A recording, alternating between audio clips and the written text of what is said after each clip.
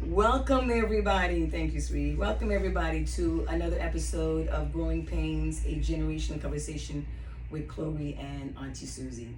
I want to say that Chloe is not with me today. I'm going solo, and I think this is episode. I've just lost track. I'm just enjoying the conversations right now. So I think it's episode 13. I just want to remind everybody our purpose for this podcast is to connect and bridge the generational gap through understanding, learning, and growing together. And Chloe and I, we always say that, we are not alone.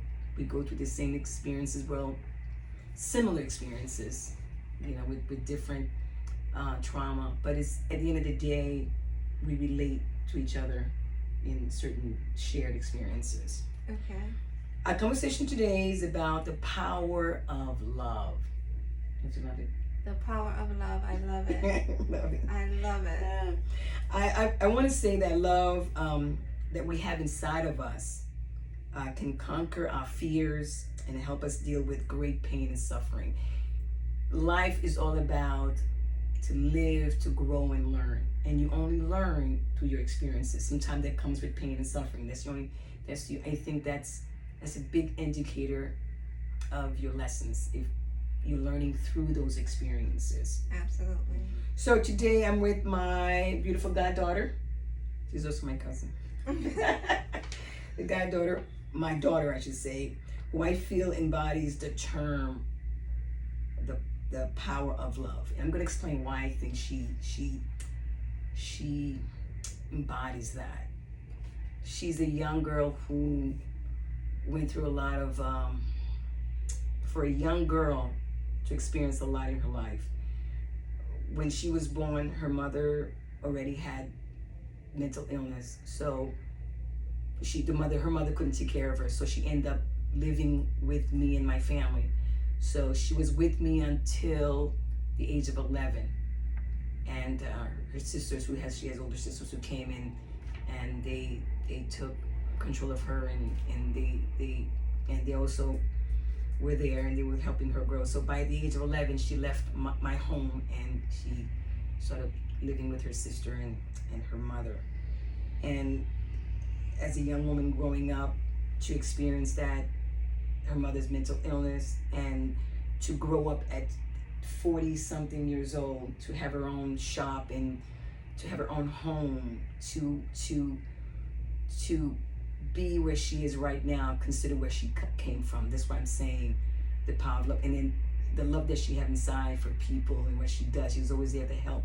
And the way she took care of her mother, she just that. It's amazing.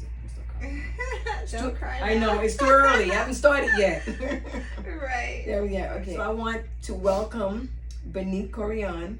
She's a hairstylist. As a matter of fact, we're in a shop right now. Yes. So I wanted a quiet place to video, so I said, let me come to your shop. She's a hairstylist, a mother of 4, a young grandmother. As you can see, a wife and a fabulous businesswoman.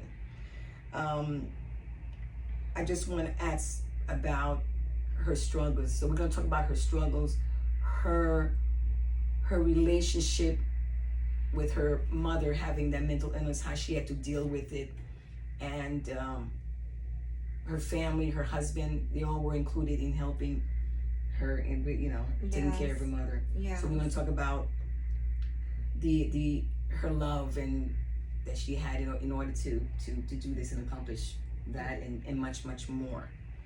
So I want to start. Anything else you want to add? No, you did great. That I missed. I'm going to start with, because you and I, we always talk. Yes. About, and in fact we had a great conversation about how you had to become the mother.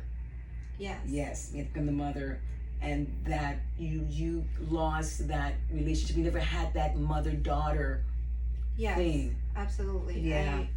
I never had a mother and daughter relationship with my own mom, but I did seek that relationship with many other people.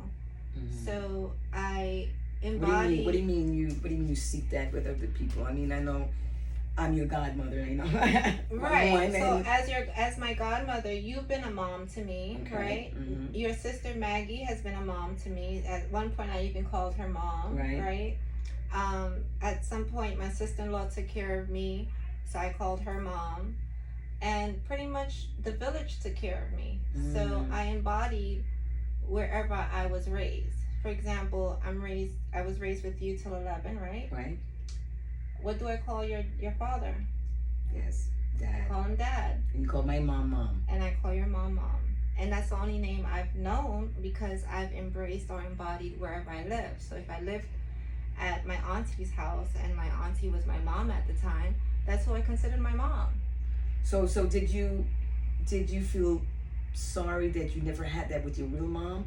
At a point growing up in your teenage years, I know at 11 until we reconnected again at 16, you weren't with me.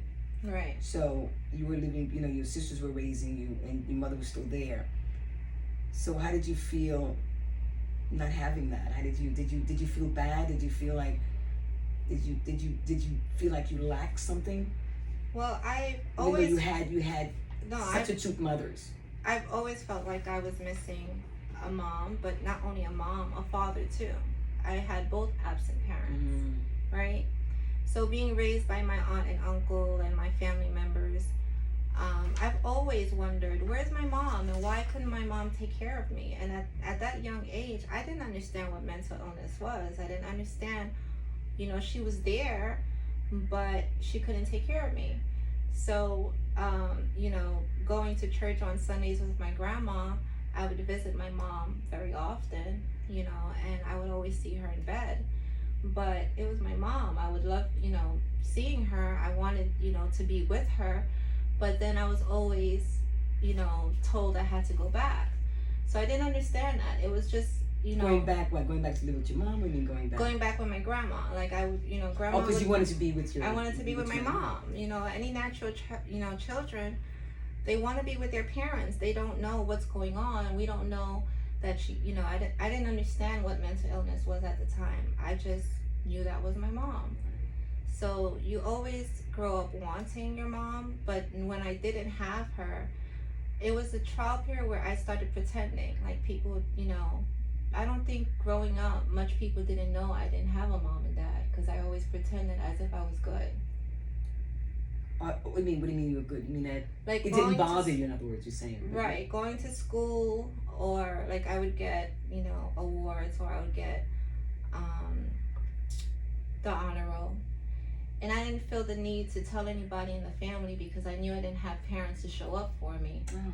So I just got used to that, and it wasn't, it just wasn't, it wasn't my story. So, and at the time, I went to school, many kids, some would ask questions and some didn't.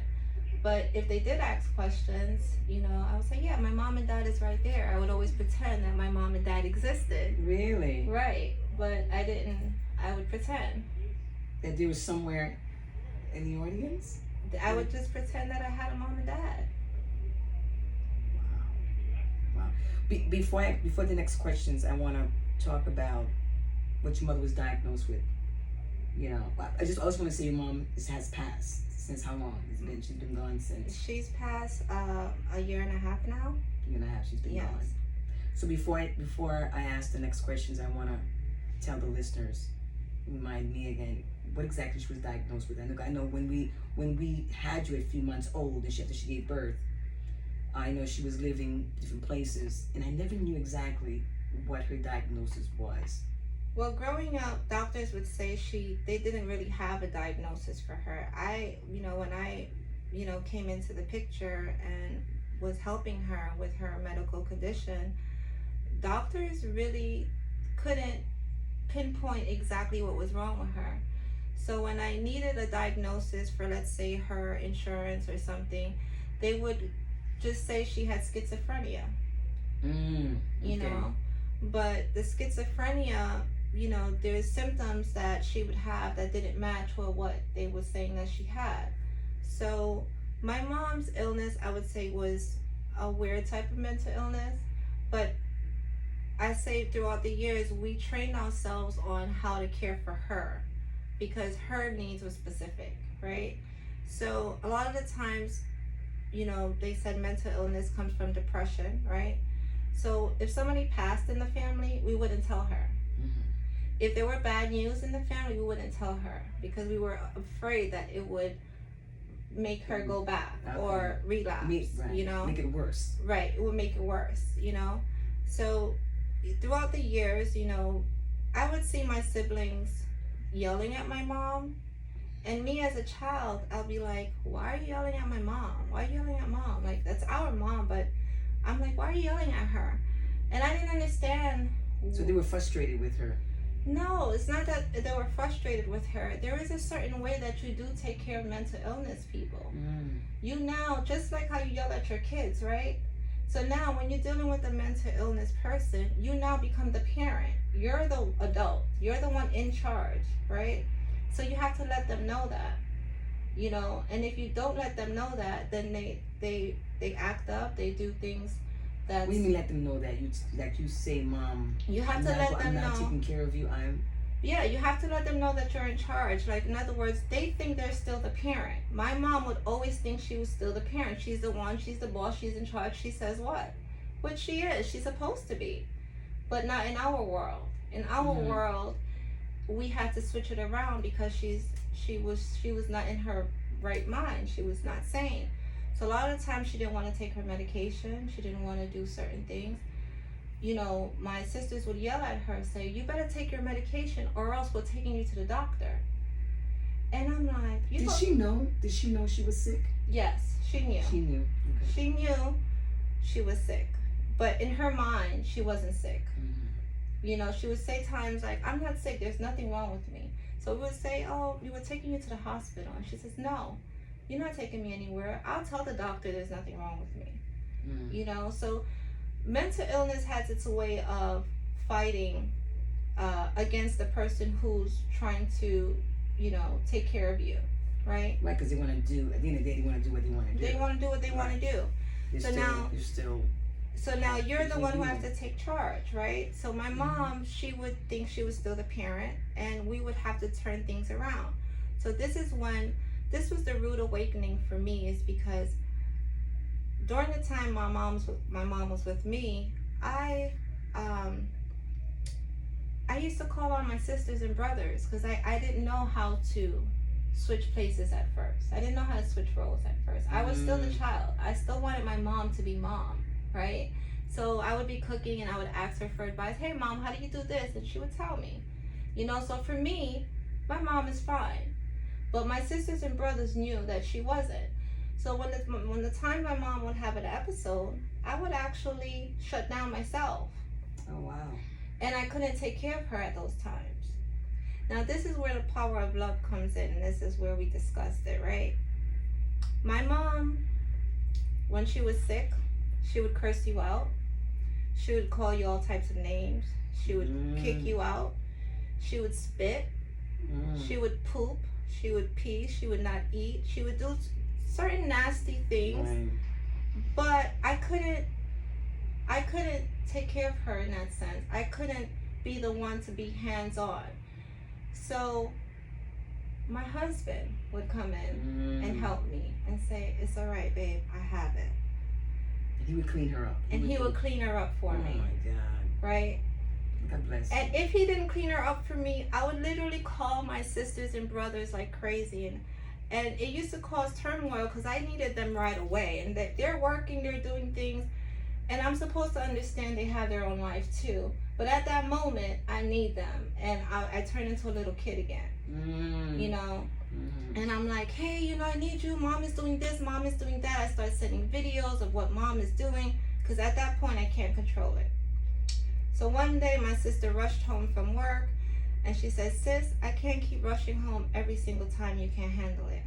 I need you to sit down and understand this is no longer your mother. You are the mother now. You are. That's when it hit home for you. That's when it hit home for me. Wow. Because she said to me that I am no longer the child. I am the mother and she's the child. And I need to start treating her as the child. Just like how they would come in and say, Mom, you're going to take your medicine because I said so. She listens. And that's the other power of love, because when my mom is sick, she only listens to her children. Wow. And also, you're the youngest too. So, And I'm the like you said, your youngest. sisters were much older, so they got to experience your mother when she was healthy. Yes. So this is why you're okay, I guess. Yeah. Because yeah. Well, But they you didn't understand the illness either. Right. Like But you never experienced your mother healthy. As long as you've been born, as long as you know you've been alive at 47 years old, to you, your mother always been mentally ill. But your older sisters, they experienced your mother. I remember your mother was never, ill. I remember your mother being healthy at one point. Yes, she used to come did to the say house. Right. She was healthy at some point. But from the time I was born, yeah, she was already sick. She was already sick, and I believe by the time my sisters and brothers came from Haiti, I'm not sure if she was already sick in Haiti also. I think she had episodes. Yeah, okay. She would have episodes because my mom also experienced trauma. Yes. I heard her mom passed away in her hands, vomiting blood. So she witnessed her own mom dying. And then, she had a lot of children at a young age. And, she was a struggling mom in Haiti. Right. So my mom had her own little things that can cause trauma, right? So at the end of the day, when I first heard the reason why my mom couldn't take care of me, it was a story about me falling in the snow. I don't know if you ever heard the story of, well, this is the reason why I heard your mom and dad took me in, was because my mom was bringing me over to the babysitter one day, and one day she drops me in the snow. So she's tapping on the snow to find me, and she couldn't find me because I'd unrolled them and the snow is so high, but I'm in the snow. So she says, people were walking by, and it was just one person who came and helped her and picked up the baby and brought me to her. And from that point on, that's when I had asthma. Ah, okay. They discovered I was sick with asthma. But then because of that incident, I heard my aunt took me from I was 3 months old. So I was with you guys since I was 3 months old. Right, 3 months. I remember that you came over. Up until 11 years old. Yeah. So, wow. So now, you mentioned you have other sisters. I know you have, plenty of other sisters and brothers. You're the youngest child. Yeah. How did your mother came to live with you? Because you're the youngest. Right. Well, interesting story is that after watching Tamar Braxton's story on Ayanna Fix My Life, I experienced what she experienced. When you have so many siblings and you're the last child, okay, and you live with your parent, everybody that's older is getting married, is moving away, going to school, going to the Navy. So my siblings, they had very high ambitions. They all went to school, they all married, but they all moved away. And me being the youngest stayed with mama, and I believe there was a point that, me and my sister shared the responsibility, because she had my mom at one point, but my mom also wanted to be with me. She wanted to be around me. She felt more comfortable with you? She felt more comfortable with me, but I also feel like the last few years of her life, she wanted to be part of raising me, because she was never there for me. You think she was conscious of that? My mom was conscious of a lot of things. Oh, wow. Okay. Although she was mental, we would have some real conversations, and when she was in the right mind sometimes. Yeah. She remembered a lot of people. She had a good memory. So I think that at the time she wanted to be my mom. She just couldn't. Right. So there were times where she was present for you, and then she felt that, and she tried to experience that with you. She would give me advice sometimes, like for example, if I didn't get along with my sisters, she would say, well, it's okay, don't worry about it, if they're for you, they're for you, if they're not, they're not. And she would also say, I have sisters, do you see them around? And I'm like, you do, Mom? Where are they? Yeah, but she's your child. Actually, she had half sisters with her. Half. Yeah, half with her dad. But she was the only child for her Like a mom. mother. Okay, yeah. that's right. That's what I heard. Wow. So that's a lot to go through and experience that. I mean, I can't even imagine. So next question is, what kept you mentally strong? What kept you mentally strong to deal with it? You know, like you said, you had an aha moment when your sister said, okay, sis, this is it. This is the reality. This is what we're facing. You need to be strong and get over that. You need to be able to take care of mom. Right. So what besides you having a great husband? So what kept you constantly, because you're so well rounded right now, you're so happy. I mean, you in business, you know, I've seen you struggle, I've seen you fail, I've seen you get up. I mean, you always try. I mean, you're a hustler. I mean, you're a hustler. I mean, I mean, you just anything that's innovative. You know, you're constantly creating new stuff for yourself. So what do you do that keep that attitude that you don't go? You know what I'm saying? Because sometimes you can go into that woe is me. So what do you do? What have you done to keep you strong, to keep you mentally balanced and sane? And not cry every day, all the time. I believe in leaving a legacy behind. So I believe my mom's pain and the love that she provided to us, that we could have been worse off, you know, but she entrusted me with family members that did take care of me, you know. And I feel like people only do the best of what they know how to do. So she gave me what she knew how to do, right? Okay, so she was smart enough to give you to people that were gonna love you. Exactly. Okay, which was a blessing. Okay. Which was a blessing for me, right? Mm-hmm. And then, although I had some resentment at the age of 11 and 12 when she took me back, and between 12 and 17 I rebelled, which is why I had a baby at 16, you know. Now what made you rebel? I rebelled because I was mad that she took me back.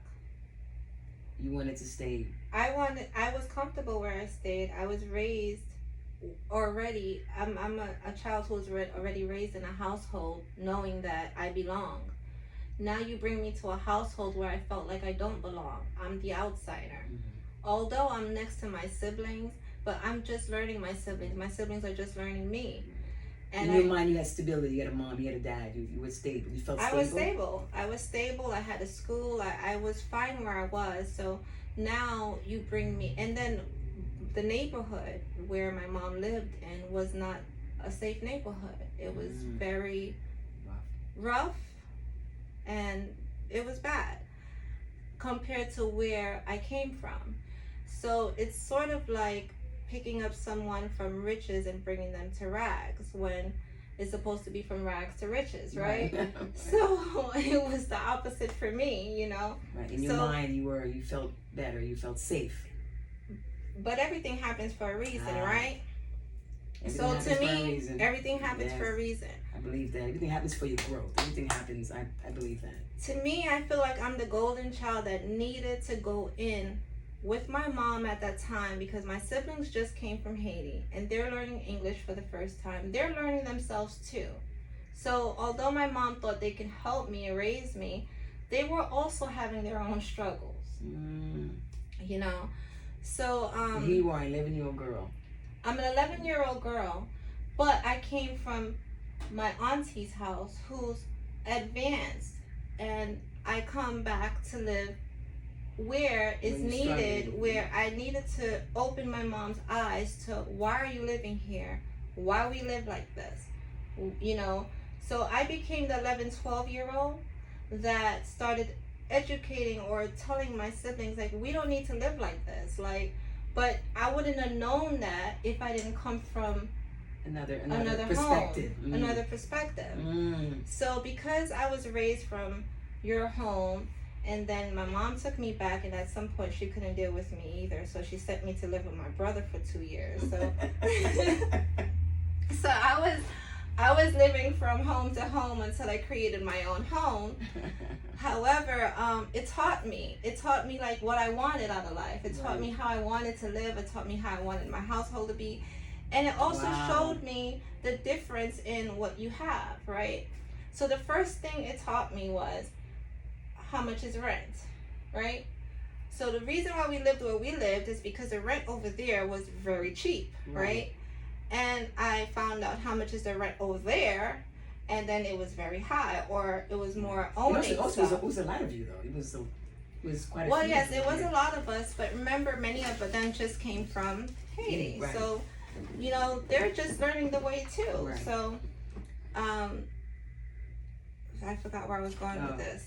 Oh, you say you realize that coming from one perspective, way of life, and moving to this other way of life, and you felt like you were blessed because you felt at the end of the day you were teaching them, you were teaching your older sisters and brothers. Right. There's a better way. Right. Mm-hmm. So I remember getting my siblings together. We got a realtor. We ended up moving, and then I said my at the time when we moved to another area, that rent I believe was $1,100 or $1,200.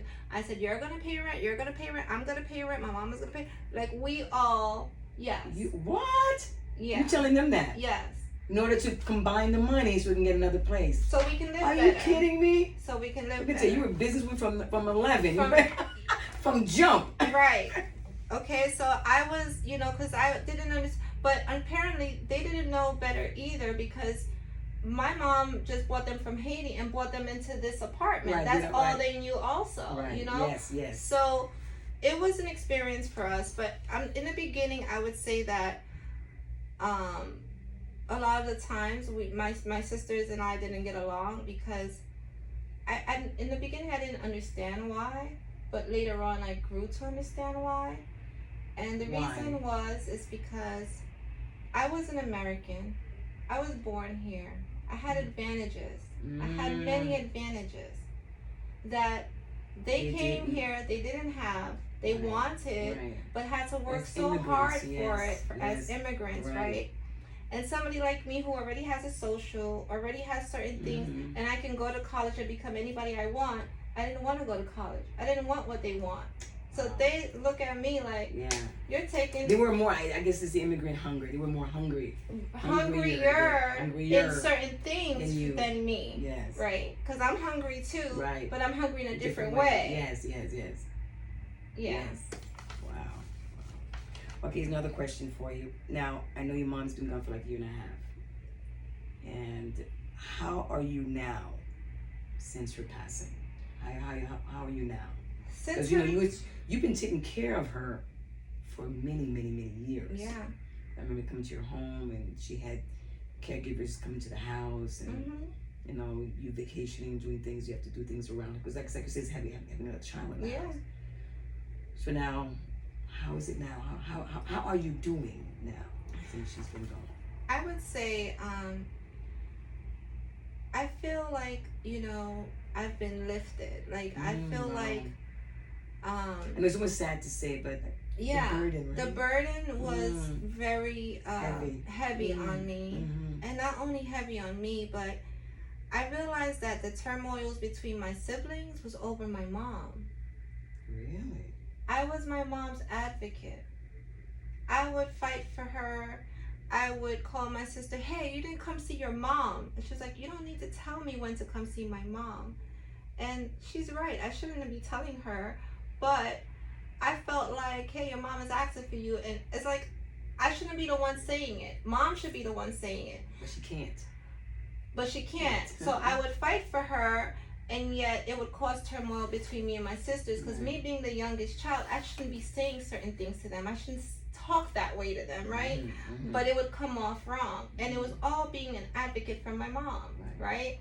Now I say after she passed, they all understood that. They all forgave me for my rants and my arguments. So did you feel, because you were taking care, you took mostly of the responsibility, did you assume the position as the more knowledgeable one, almost you weren't the oldest, but the position, the responsibility you had, did you feel that you thought you I would say that you would feel like the eldest, but the responsibility you had taking care of your mom, you felt that the position that you were doing gave you the right to to talk that way to them. Yes, absolutely. Okay.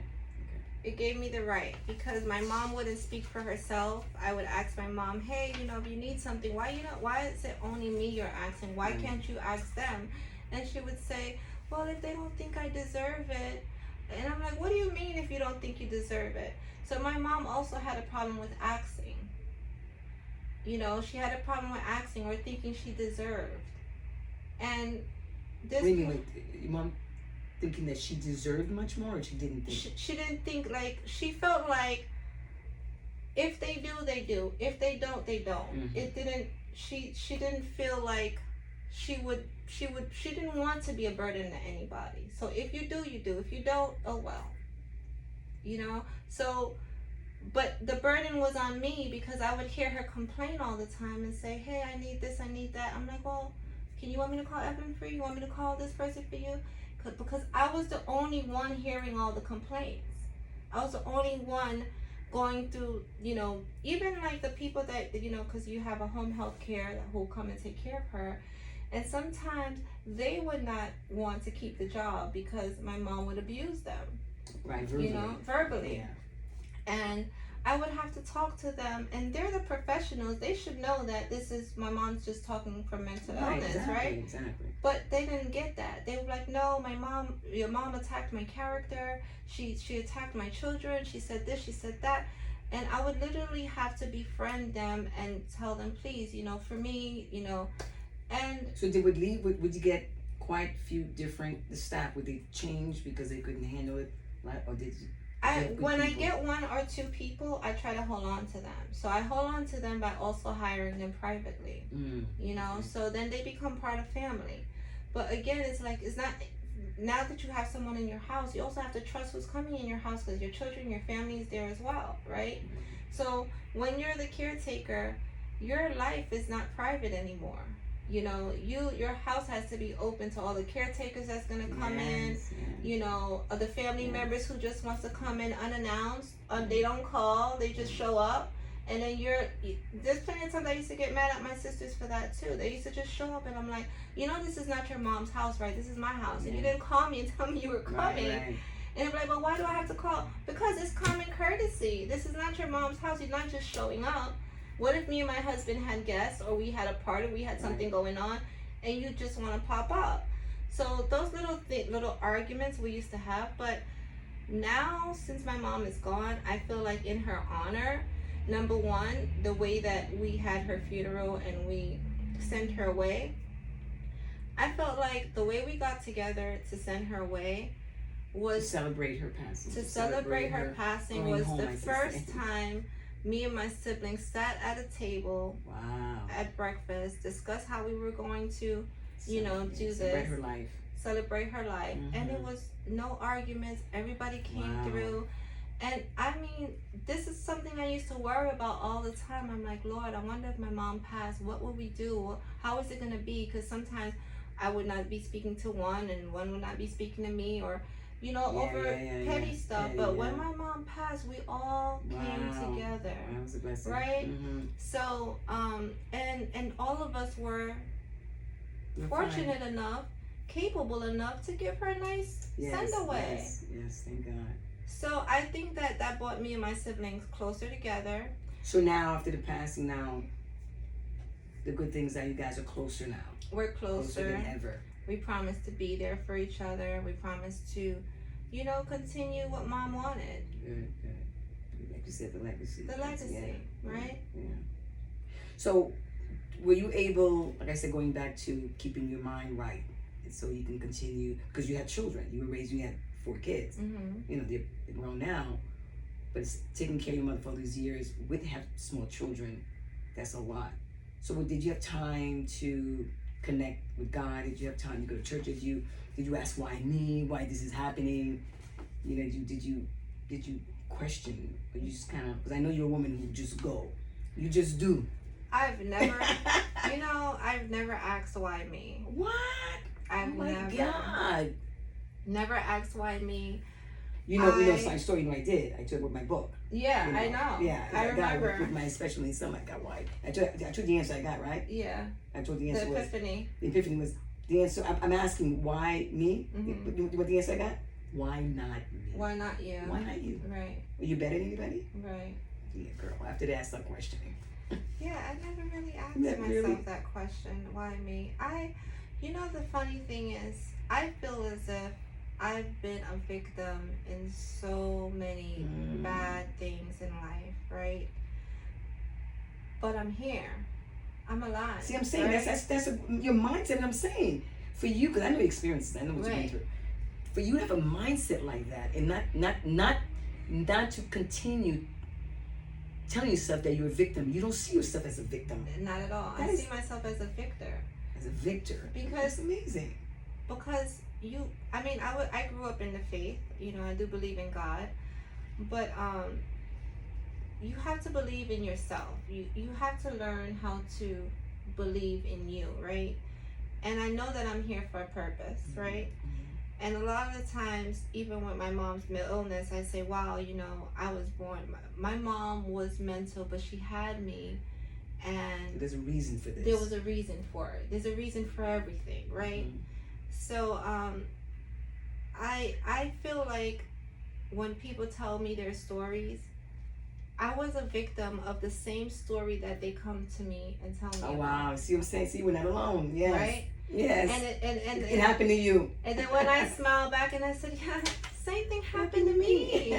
They're like, what? And how come you made it through this? Because nothing Why's is your going to attitude break this way? me. I know exactly. You know, because I have faith and I believe that God gives you challenges, right? And those challenges are made to break you. But those challenges are also made to make you better. Right. So now So if breaking you when you put back together again, you're even better. No, What are you if you no, in other words, the challenges are making me better and bigger. But if I don't pass that challenge, God ain't gonna give me what's in store for me. Right. So I'm always Because you won't be ready for it. I won't be ready for it. Mm-hmm. Exactly. Mm-hmm. So if I sit there and feel sorry, oh, I didn't have a mom, oh, I didn't have a dad, oh, I was this, oh, I'm a teenage mom, oh, I was molested, or I was this. Yes. If I Yes. feel sorry for myself for all the things that happened to me, my God, like, Yeah. no, listen, sometimes things happen and you're supposed to share your story with other people and be that testimony for that person, right? And say, hey, I made it through. Yeah. Why can't you? Yes, yeah. Well, this is why I guess this is what they call it, the hero's journey, where Right. you go through the process and the journey and you come back Right. and you teach others. And you teach others and say, Exactly. hey, I made it through. I Yes. was there. I was once you. Yes. Right? Yes. And- And this is what I've learned. This is what I'm telling. But like I said, at the end of the day, people don't have to take what we say. You know, it is your journey. You're in charge of your life. Right. You know, so we having a conversation and we're talking. So if anything resonates with even anybody or listeners, you take it. And at the end of the day, it's on you. You have to own where you are and you own it. You take responsibility for it. No matter what happens, yeah, shit happens. Right. But there's a point where okay, what do you do now? There's a point Wait. you told me that before. Like, I was mad at you a few years ago for you telling a family friend that I was in trouble. You remember that? No. It was Jerry. Jerry Oh. passed away. Yes. But you told him that I got in trouble. And you know, like how Is that when sometimes you family that's when you members. got pregnant? No, this is when I went to jail. for, Oh. like 22 days. Okay. Yeah, I don't really see that. I Okay, got go in ahead. trouble. So, of course, you know, you're my godmother, so of course you're sharing the news with your friend. But for me, it was like you're gossiping, right? I did it, and me, you know, me being, you know, ashamed of course I should be ashamed of what I was doing, ashamed of being in that position, but you taught me a tough lesson, because I What was said, that? Godmother, how could you do that? Like, because Jerry came to me and was like, oh, Mama, I heard you was in trouble, and next time, You sure I said it? yeah, he was Okay. like, next time, call me and tell me what's going on and blah, blah, blah. And I said, okay, no problem. But then I was shocked that, you know, you shared that with Jerry. So now, you said to me, listen to me, goddaughter. If you don't want somebody to know something about you, then don't do it. I repeat that all the time. Really? Yeah. That was a tough lesson for me, but it was a brutal truth.